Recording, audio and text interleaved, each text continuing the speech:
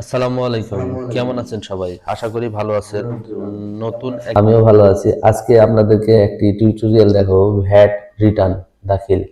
যাদের লাইসেন্স আছে তাদের অবশ্যই টিন এবং বিন দুটাই আছে ভ্যাট।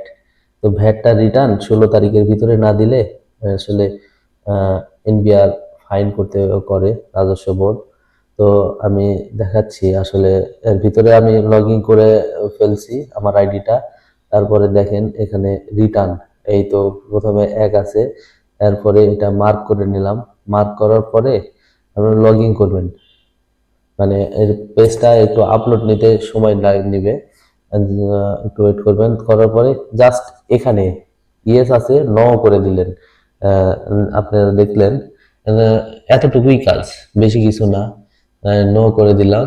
নো করে দেওয়ার পরে এই সাবমিশন, এই এটা হয়ে গেল। হ্যাঁ, এখন আপনি আপনার রিটার্ন দাখিলটা করছেন কিনা উপরে দেখতে পাবেন।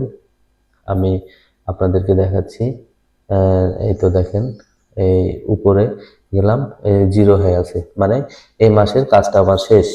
যদিও এনবিআর এটা একটা মানে পেন দিয়ে ফেলছে, মানে প্রত্যেক মাসের 15 তারিখের 16 তারিখের ভেতরে এটা করতে হবে। আপনারা যারা বুঝতে পারবেন পারবেন, না পারলে আমার সাথে যোগাযোগ করেন, আমি ইনশাল্লাহ সঠিক নিয়মে দেখিয়ে দিব।